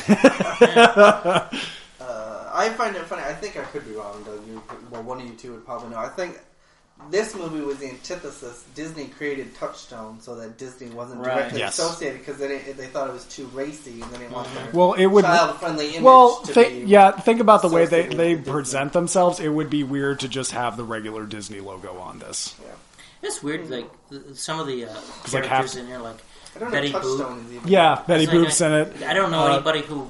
I see, like, Betty Boop, like, on shirts and stuff, but who watches icon. Betty Boop cartoons? Come on. My Well, I mean, she was my out at great that- she was grandmother. famous at that time. We weren't around at that time, but she was famous then, or like before 10 years. But they Or didn't like have anything. she was a fun reference. Let's get both Disney and Warner Brothers. They like the Looney Tunes are what were they? What were they before Looney Tunes? They were crap. It's gonna drive me crazy. Merry Melodies. There we go. Is it Mary Melodies? They both had like these racist characters. Yep. None of those showed up in this movie. It's set in the 40s. No. Somebody tried to, and an exec walked in and said, "What are you doing?" No, Get those Mexican mice off the screen now. The little black character, like what was the one? The Pogo? Oh no! Yeah. And with the Fuck. It hurts. I like though you can see. Or like I would have loved like Nazi. they're decapitating Hitler. Donald Duck had a Nazi cartoon. Did you ever see that? They all did. Mari's Company. Sorry. Or the scares the shit out of me. Bugs Bunny nips the nips. Yeah, Japanese with the buck teeth. It's like, oh my god. Fuck. I love that they have those still available, just with a preface of "We want to preserve these." Right. It's like there was a time Please don't be during mad. war you could just actively hate the entire country. Yeah. I think that's interesting. Whereas, like, I feel like Disney could at least wear their heart on their but they sleeve tried when it comes to like clean it up Song like of the it never South happened. and stuff like that. Right. Yeah. Yeah. She's got a bootleg of Song of the South. I do too. Yeah, my best garage sale find. VHS. Oh, okay. I found it on a website that was just No, dedicated I- to I- it. She's actually got a DVD. Okay, No, nice. VHS. Oh no! Oh my God, I have. No, I take that back. No, you're right. It is. Yeah, I thought it was- I was gonna say I have a DVD. So I like that you can see the original Daffy Duck and Bugs Bunny, because the Daffy Duck and Bugs Bunny that show up in my second favorite cartoon live action mix up of all time, Space Jam, they look completely different than the Daffy Duck and the Bugs Bunny that show up. yes, in they are Roger completely Rabbit. very I different. just don't, I was a little disconcerted because Mel Blanc had died before this, so Yeah. the voices were a little different. A little bit. But it just takes a little difference for me to kind of, that's a little disappointing. Well, because your brain goes, "That's not the thing I remember it as." Right. Yeah, because, man. It says a predator's nearby. I think just about everybody as a kid, it's like Bugs Bunny, Daffy Duck, all of those were, like, that's all I watched. Those are the only cartoons I really remember and that still hold up. Yeah. Because I was a kid in the 70s, so like Fang Face or Jabberjaw, nobody watches that crap. I mean, do you even know what that is? I know Jabberjaw, and I know the weird talking scooter thing. Oh, yeah. So, what was that one? I don't remember. I but remember that I remember one. that, and my favorite thing was Speed Buggy. Yeah, and I remember Speed Racer. Sure, Speed Racer I watched. Like all of that stuff, I have a weird amount of stuff that I have watched from that because my grandparents collected a whole lot of that stuff. So I saw a fair amount of it. Wacky Races, the World Wacky Race thing was maybe my favorite thing ever. That month-long event where they were all like in teams and they were like doing like the world's greatest race or whatever thing. Mm-hmm. Yeah, this is all Saturday morning TV. And I love bringing that up with people that are my age because they look at me like I'm a fucking crazy person. So that's fine. I miss Felix the Cat. That was a good cartoon. I like Hong Kong Phooey. Hong Kong Phooey, yes. That was a good one too. That's the shirt I was wearing when you made me jump out of that airplane. Oh, I did. I was wearing a Hong Kong Phooey shirt. That's an interesting sentence. Jumped out of it. I think that might be the name of the podcast this week. But yeah, you know what's interesting about Who Framed Roger Rabbit? There we And go. I wish That there was a name sequel, again. The elusive sequel. Never. was supposed Well, to be see, made. I went Never. to see it. Too much collaboration. Reasons to go Once see it. one just of them buys the other, maybe. the technology alone, but I was a big Robert Zemeckis fan because Back to the Future used cars, which is hilarious, and so The guy who did Back to the Future did Roger Rabbit. same Yeah, I never know director. directors. I don't know these things. And but the idea, I mean, the plot kind of hinges on a real thing where they're dismantling the cable cars.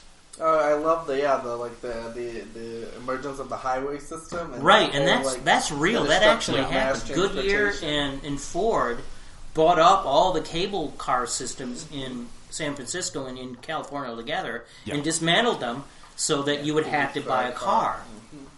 So that, I mean, it's funny because this is '88 and they're referencing something that really did happen. It has a lot of there's a lot of things in this movie that I actually completely had forgotten about. I forgot how quickly the plot just goes from 0 to 60 immediately. There's 3 minutes of just a regular cartoon short with an amount of animation that makes you instantly realize it's not a weekly run show because there is so much stuff going on that you're this costs 3 times the budget of one of those. No one would have ever approved this. Scene in the beginning. In the kitchen scene. Yeah. And then like right after that, plot go. Like, bang into that baby. Was it Marvin? Is his name? Something like that. I'm going back to my trailer. Yeah, he's grabbing that woman's ass and smoking a cigar. So good. So funny. There's so much smoking in a thing that makes me like remember like, oh yeah, that used to be a thing people could do in a movie. See, this is something that happened in the 80s with kids movies where like Goonies and stuff is like kids would swear, or Monster Squad, and they would just reference like the Goonies taught me the word shit. Yeah, when I was like 8. E.T. even. It's like all of these movies for kids in the 80s, and they have smoking and swearing. And yeah. It's like you just don't see that anymore. I don't know if it's a good thing or a bad thing. Fuck yeah. But I do miss it because my kids aren't interested in, this safe stuff so much. And no kid is. No. The Dangerous Book for Boys. They want was the bestseller stuff for that reason. They want the stuff that they're not technically supposed to be watching. Yeah, and you can give them that stuff without it giving them that stuff. Yeah. You can just kind of give them a taste. That's why I have my 10-month-old watch Silence of the Lambs. It'll be just fine. I have no problem with that. No joke. I have no problem with that. He's not kidding. And that should creep you out enough. He could be a serial killer, so we're not going to say where he works. Word. Could be, but I'm not. He might go postal on you. I'm too damn tired. Hey, careful there. I'm not allowed to talk about that. I'll just bleep that part out. Yeah. Actually, is it the Postman or is it Postal? That's a... Postal. No, Going Postal. I actually used to have a true crime book called Going Postal. It chronicled all of the different things that happened at the post office. Yeah. The murders. Just murders. There's no more time. There's no time for anything else. People are busy. Yeah, that was a thing for a while. Okay. It's been quite some time since there's been an incident like that, though. So, the thing that I also did not remember at all is... So, Jessica Rabbit is maybe the most like absurdly over-sexualized thing I've ever seen an animation studio make, considering she has no rib cage and she's Jessica Rabbit. Does she as the only girl here or woman here, did that impact you guys as young kids? Yeah. I personally did not find her very attractive. More because like her shoulders like abstracted into her breasts. And she wasn't cute anymore. It wasn't the cartoon character, it was the voice and the singing voice, which are it's Kathleen Turner as the voice, and then Amy Irving as the singing voice. Yes. And both of those together, that's what did it. It was a good combination. It wasn't the drawing, although they make a reference to, I'm not bad, I'm drawn this way. Oh, the part where like it sits on just a frame where she's like getting off the stage and like she pulls him in with the tie or whatever and she's getting back on the stage. There's just like 5 seconds of just her tits and her ass on screen with nothing else. Yeah. It's not like... Her one song is pretty sexy, but they do it good. It's a seductive song. Oh, it's a great song. I like this. I always wanted to retire. I'm sure Disney would stop me, but I was like, I want to retire to a Florida community and make a bar called the Ink and Paint Club. I'd be into that. Actually, that's literally... I took a Disney cruise once, and that was actually a theme for one of their restaurants, is that the whole thing starts off as a blank canvas, and as people were getting served different things of meals, the whole thing would start filling in with color on the walls and everything and the floor, and the waiters would start like switching out some of their clothes with like colored clothing. Wow. It was kind of cool. The VHS version, this was a big thing at the time. The scene where they're in that cab. Yes. And they get thrown out of the cab. Oh, the animation error where like you think you can can see. It's not an error. They put that in there. You can see her. Did you know that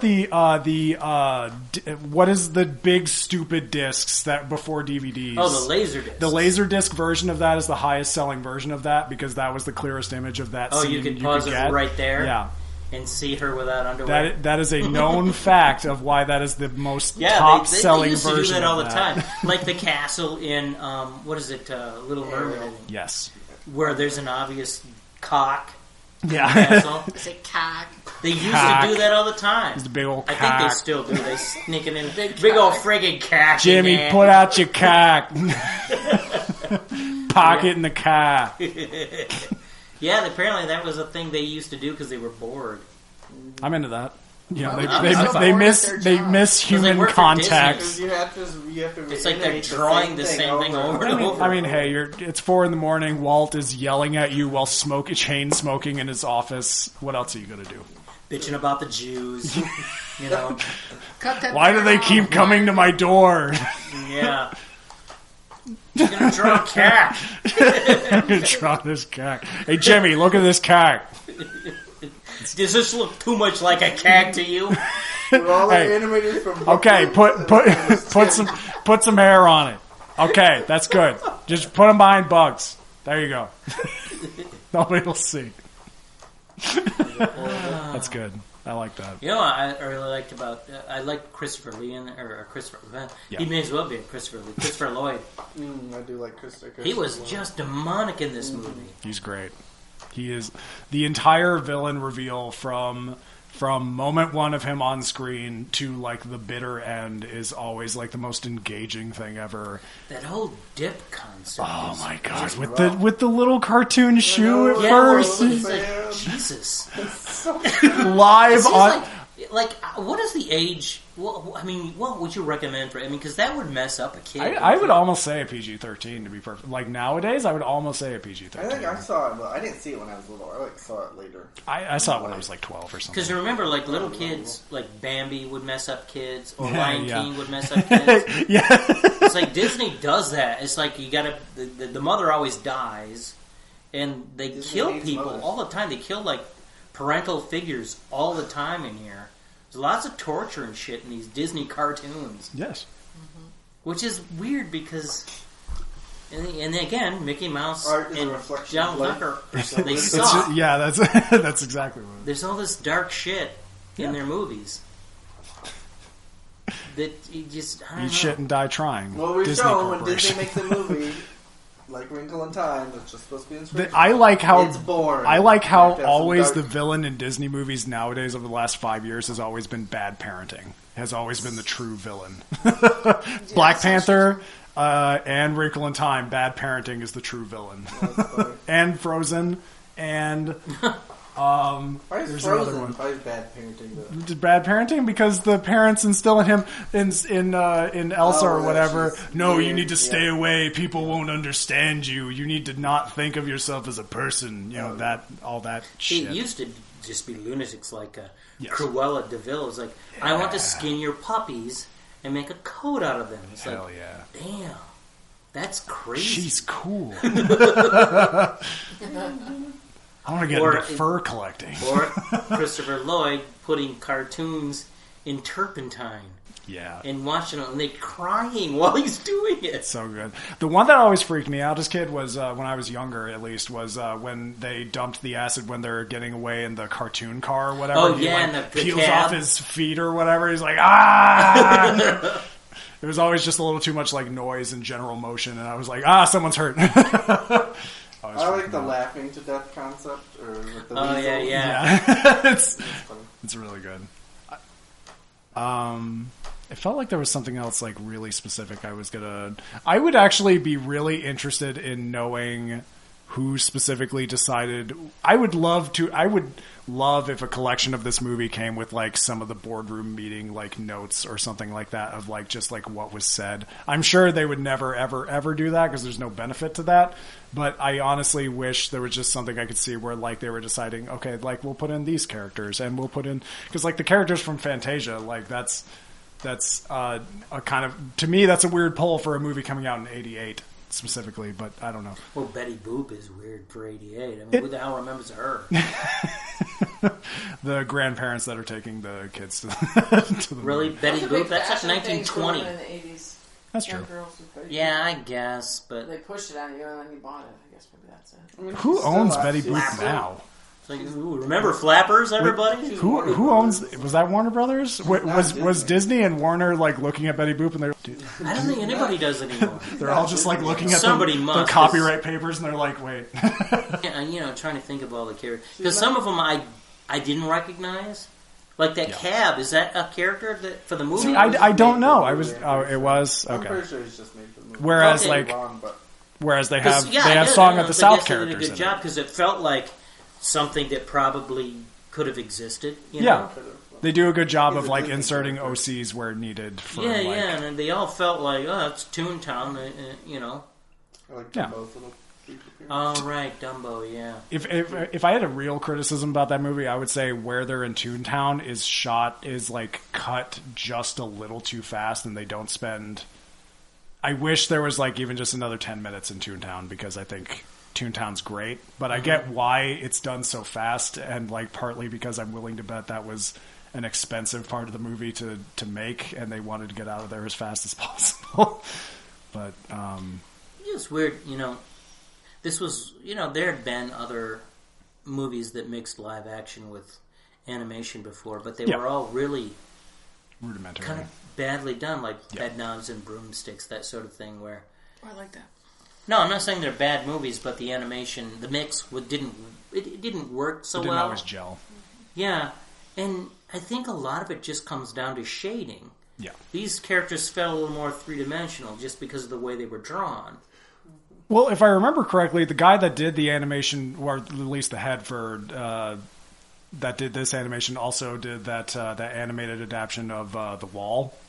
Oh, really? As far as I understand, it's the same guy that at least did the Hammers marching scene. Oh, okay. I always saw that as a reference point for discussing Roger Rabbit animation. So that would make sense because The Wall. The Wall. Pink Floyd? Yeah, it's a very famous Pink Floyd album that also has a... I'm trying to explain to him who Hunter S. Thompson is. I'm trying to get him... You don't know who... I told him you are my friend, and you don't... Culturally naive, I'm sorry. Gonzo is on Netflix, and you should watch it because it's really good. I know The Wall of the Pink Floyd movie, but... Okay, that's fine. I'm just telling you to watch Gonzo because it's a really good documentary about Hunter S. Thompson. It's really good. I haven't seen that. I want to see that. It's very good. So Betty Boop is actually a controversy about that. Really? And to sum it up in a sentence or two, is that Paramount owns anything that's modern with Betty Boop, and it looks like the argument is that anything with her original image isn't copyright protected. But they're trying to say they own her, but they're saying that they're owning the new... So like if she's colored in... That would count as like black and white version, the flapper version. What other versions of Betty Boop are there? The ones that have like sleeve tattoos and like the tramp stamp. Yeah, okay. The ones you see on mud flaps now. Or the ones where she's vaping. Yeah. It says they're trying to talk about it with in this article. They're giving context to Warner and Looney Tunes that has trademarks on Looney Tune characters to squash third-party reissues. Looney Tunes. But then, if the Betty decision isn't reversed on appeal, like I just explained to you, then Warner is stripped of its strongest weapon against public domain. Huh. So what? This is like a current thing? This sounds It's recent. in arbitration now? Yeah. Wow. So, you guys... Over Betty Boop? And that's why we watched Who Framed Roger Rabbit, was so we could finally get to this scintillating Get to the bottom. topic. What the fuck is the deal with Betty What Boop? is with public domain law? Is with Warner and Bugs Bunny, because it says that they're trying to say it can use the trademark against those who would create new Bugs Bunny items, but not against those who would exploit old PD material that Warner failed to protect. But I thought Betty Boop was like a Fleischer thing. Right, it is a Fleischer thing, but they're using that ruling to use it towards Warner and Bugs Bunny, because if the original Bugs Bunny, it lapsed, but they're saying, but we own Bugs Bunny now. They go, no, you own this now, but you don't own the public domain stuff. So Betty Boop is public domain. So like the early stuff then. Yeah, if I understand. Like when Elmer Fudd was like 300 pounds, you can... Wow. A Betty Boop was a Fleischer trademark. That means I can make all kinds of really stupid things on YouTube now. But the Betty Boop 1930s movie posters were not I need copyrighted to quit my job. Wait, so Arthur Q. Bryan, Elmer Fudd is public domain now? I don't know, but I know that Betty Boop posters, things like images, are public domain from the 30s. But any new Betty Boop is owned by I don't know. Paramount. So new Betty Boop. There's new Betty Boop. Like the stuff that you see in all the like like back the to the knick-knack 80s, stuff? like it was on the clothing and Clothing stuff. They have some girls lines. Actually, but I'm saying that the image of Betty Boop on the clothing is the same image, isn't it? No, they updated. They've updated it. Yeah. Oh, okay, I don't. Yeah, pay attention. like little bits here and there. My mom watches. So that seems Top so Model, silly. and they just did a Betty Boop. It Like seems I said, to me it's the character or it's not the character. Whether or not you add some modern flourish to it, it's still the character. It's like either public domain or it's not. copyright law is a nightmare. Yeah, it sure is. That should be a shirt. Which actually, What if that's a shirt? Apparently, it's the American style copyright law. Apparently, it's not as much of a nightmare in Europe. Well, yeah, because some of them don't Sure. care, and also like Norway, there's a company called CD Projekt that would literally take like MSX games that were played on cassette tape, like audio cassette tape, and they would air them over radio stations, and you could record those and put them in your computer, and you could play those games. Wow. What? That's kind of cool. Isn't that awesome? Oh, she's got something with Betty Boop. That's the modern Betty Boop? Yeah. That's modern Betty Boop. So that's Perfect for a copyright podcast. Yeah, see? Look at this, everybody. Yeah, look at modern this Betty thing, audio listeners. Just a model. Close your Research eyes or- and feel the correct wavelength as we send it to you. Don't you have pictures on the little things? You should put a picture of Betty Boop for the... I think everybody knows what Betty Boop looks I like. think everybody. I don't want to challenge this weird copyright law going on. Yeah, you're going to get Whatever. You can't get DMCA'd right now by Paramount. Do you think I could fight Paramount? Anyway. But you guys just said that Disney already shut us down. Let's just take them all on. But Disney is Just take protecting them the all original Mickey Mouse. But where, it's just so incredible. but then why is then maybe this has resolved itself because how come Warner Brother couldn't then do Bugs Bunny? Part of it is also that copyright law only matters in terms of if the copyright holder is personally responsible for constantly hunting down and protecting their thing. If they That's why demonstrate, YouTube is such a clusterfuck. That's why. What is that fucking company that is the biggest thorn in my ass? ZeniMax is the biggest pain in my fucking ass because they are the main reason why there is so much like very specific like algorithms built to pull down copyrighted material is because of their fight with ZeniMax and their fight with Who, YouTubes or who? with YouTube. Yeah, YouTube is Like it was ZeniMax and it was something media. What did ZeniMax? What was people putting up of ZeniMax? I don't know, fucking movies or whatever. I don't, whatever they Well, own, which is context. You should know what you're like talking about. half of the world. I don't know, commercials. There's a lot of things on YouTube. there You are a probably shouldn't lot be of able to things on watch. YouTube. I can vouch for that. I have personally seen. Thanks for the update, Doug. I didn't know there was a lot of content on YouTube. I say all kinds. You like go to. Here's the thing about YouTube is like people hide things in playlists. You know, you'll go to like you put like 80s slasher films, and they'll you find nothing, but then there'll be a playlist with like 500 of them. Yep. Like Sleepaway Camp is in there. All these stuff that it just came out in a $30 Blu-ray, or you can watch the 1080p version for free on YouTube in a playlist. Word. Anyway, I don't know if I'm mad about that or not because it's free. But it's gonna hurt people who Make movies. Yeah. so as far as Who Framed Roger Rabbit, Oh, that's right.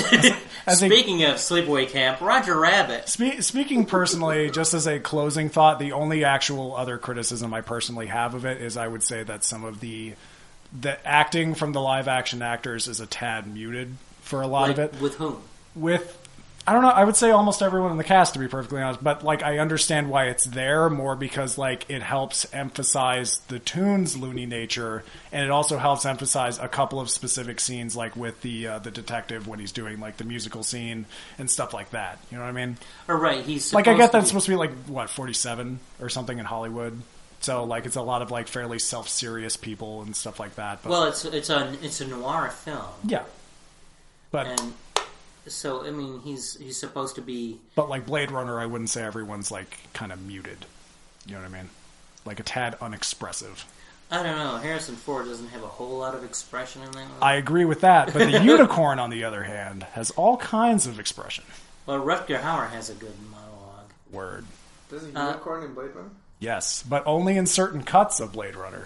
There are like 47 cuts of Blade Runner. If you don't watch the correct one, you have no justification for why that unicorn is there or why it makes sense. Blade Runner's stupid. Right cut. I think it's the final cut. I think it's on Netflix. I think the one on Netflix is the correct one. I don't know. When I went to see this originally, it's hard to say, a little let down because you get so hyped for stuff. When you hear about it, it's Robert Zemeckis, Back to the Future, you're all hyped up already. And then it's all the Looney Tunes. It's all this stuff, and it's like overwhelming at first. And so it's kind of like when you get a new word processor Did you program. see Roger Rabbit in theaters? You're overwhelmed by, yeah. They both did. They said that at the beginning of this conversation I saw when it came out. 40 minutes ago. You're overwhelmed by the technology at first. It's like watching one of the new 3D movies. I can't even watch 3D movies in the theater because Me neither. I'm so distracted by the 3D that I lose the thread of the plot. And it was the same thing with this. I was so overwhelmed by the new technology of integrating live action with animation that I would lose the thread, and then it took me a couple viewings before I realized, it's our thing. Oh, okay. But so at first I was underwhelmed by it, which is weird because I was overwhelmed by the technology and underwhelmed by the movie. So it took several viewings for me to really get into it. Like how many is several? Oh, 2 or 3, 3 or 4, 5 or 6. I've seen it like, I don't know how many times. It's been, 30 years? I think I have 3 movies that I know for a fact my viewing count is in the triple digits. Okay, can you name them? Yes. Tenacious D and the Pick of Destiny. Horrible movie. Stupid movie. Back to the Future 1. Yeah. And, oh my god. Why on earth am I blanking on it? Brazil. Oh, I have Brazil. that box set. I bought that box set when it came out. I love that movie. It's got like 4 versions of Brazil. It's the coolest mindfuck trip movie ever. It's a great movie. Mindfuck. If you are a bored 17-year-old, it's fucking awesome. Anyway. Yeah. Who Framed Roger Rabbit? It's a fucking 5 out of 5. It's the most... It is classic great. Fucking film. And what the thing I like is the animation covers up the wires. Yeah. Which is what like George Miller did with Fury Road. Yeah. You just use it to cover up the wires. Don't use it to do the whole movie. CGI now, why paint over everything? Use it to fix stuff. Exactly. And that's what they did with the animation in here.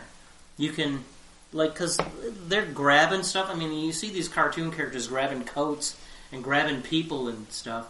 Well, they just use the animation to cover up the wires. Yeah. It's so obvious.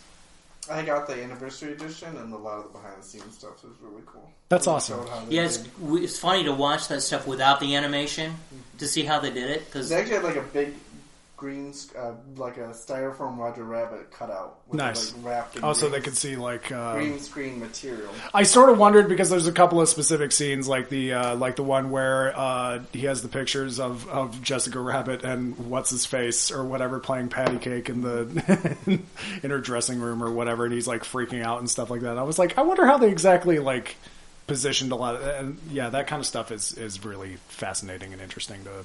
It's weird. I can't remember the guy's name who played the voice of Roger Rabbit.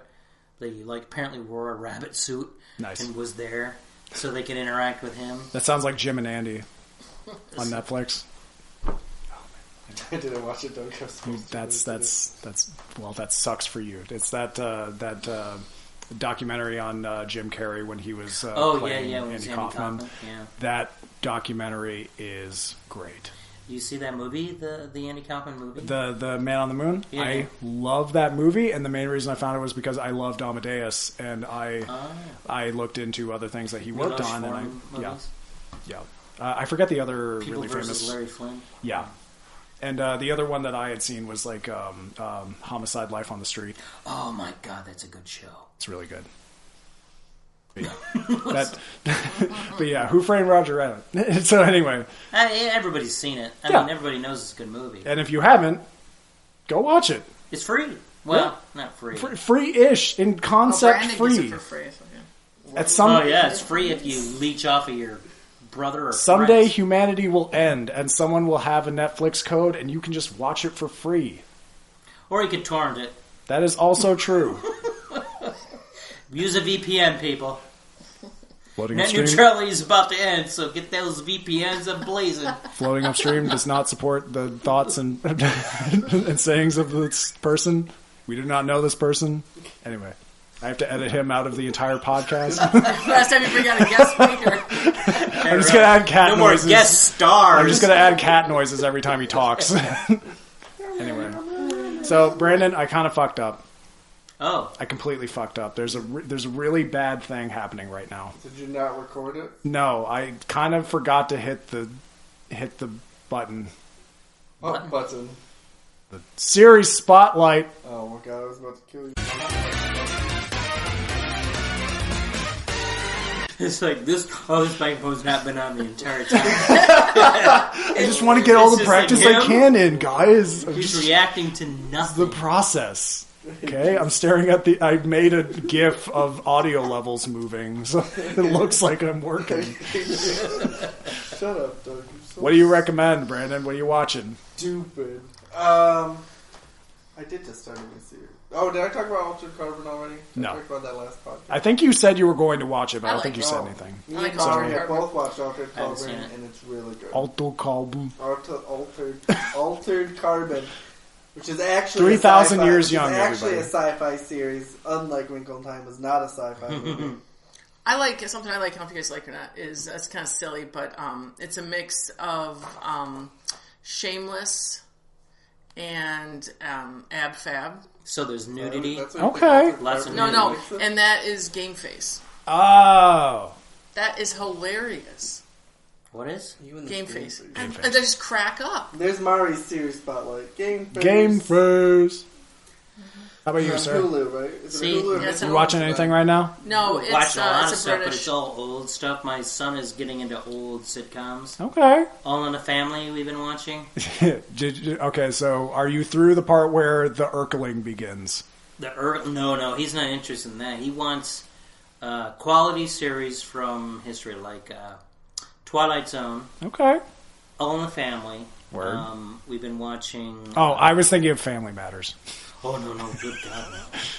He is aware of Urkel, but what else? Malcolm in the Middle's Oh, pretty good. Taxi we've been watching. Oh, Taxi. Hey, Andy Kaufman. Cheers we've been watching, Cheers is pretty good. which is related to Taxi. You know, Cheers, I have a theory, existed for as long as possible because it had the best theme song ever.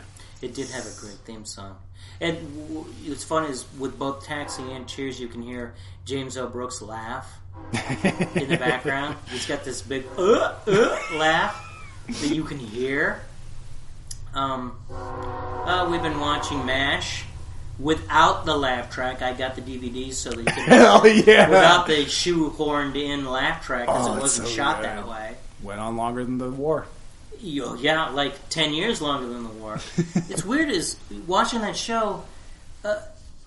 It's not acted or directed like a sitcom. No.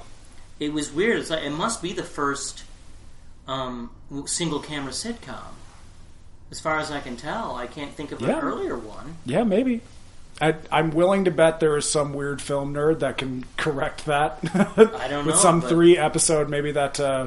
What is that? What was that weird sitcom that was like one episode that aired that had like it was a sitcom with Hitler.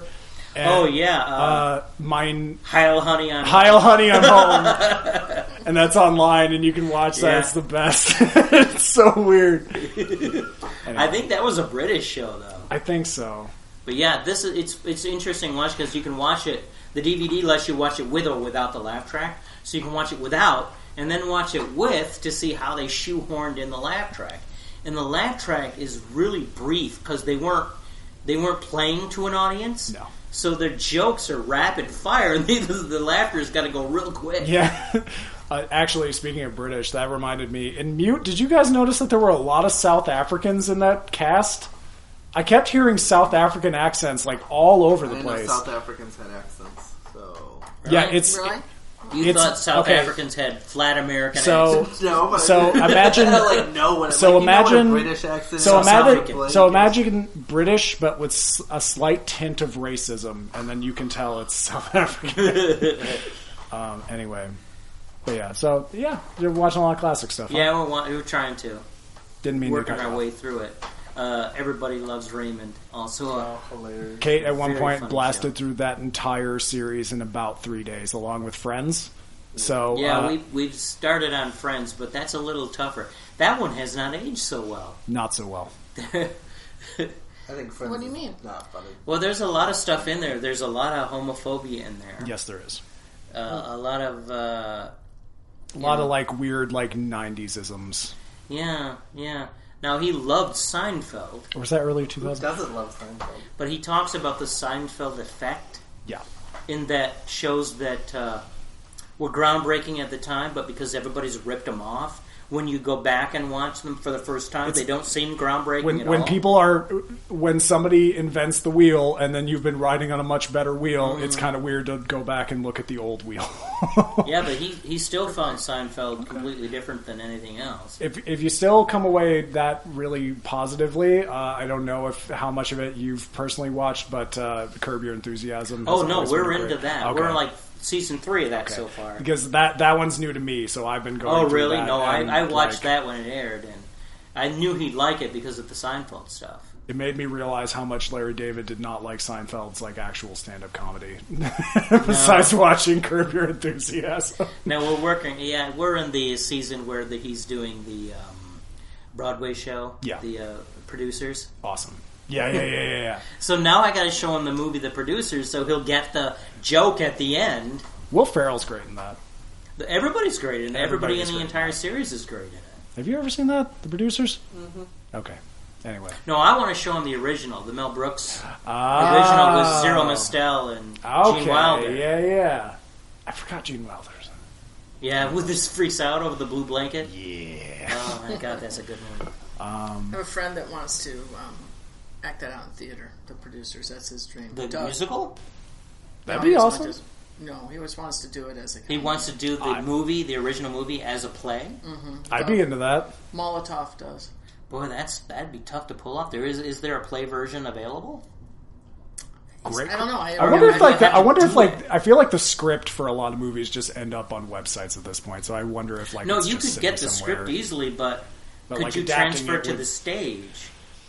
I mean, essentially, it's just the apartment where they're talking about stuff, the apartment where they're trying to find the guy who wrote it, and then the stage where they put it on, and then the end in the prison where they're putting on Prisoners of Love. And you could just make paint some fencing gray or something. I guess there's 4 sets. That's what he said. There's not a lot of sets to it. Yeah, that's true. That's interesting. That's his I didn't think about that. And as far as mine, Atlanta is back on FX. That's a good show. I love that show a lot. I just saw the second episode yesterday, and it did not disappoint. I'm sad there are only 7 more, because I know they confirmed 9 episodes for this one. I like that, though, because they can just make them really good. Yeah, and it's just half-hour little episodes, and my favorite thing about that show is I have no idea what the fuck is going to happen from 1 minute to another. Yeah, I understand this season's really taken on the music industry in general. Yes, and they said during a lot of the promotion that it was inspired by the Looney Tunes movie. Oh, really? Yeah, well, Tiny Toon, the Tiny Toons movie. Oh, Tiny Toons? Yeah, specifically. Yeah, Donald Glover's a really talented guy. Donald Glover's he might be a genius, and he might be, yeah. We've been working through Community as well, because he's a big Dan Harmon fan because of Rick and Morty. Community's really good. I like his Childish Gambino career. That was one of the things that I was trying to show him is Childish Gambino. Because I remember that first album I listened to over and over. Is that appropriate for a 14-year-old? Childish Gambino? Everything's appropriate to a 14-year-old. I mean, I can't really think of anything that is so more inappropriate than anything else necessarily. Have you ever seen him in Mystery Teen? That's the first time I saw him. That's a great movie. I have not seen that one in a long time. God, that's so funny. Wow.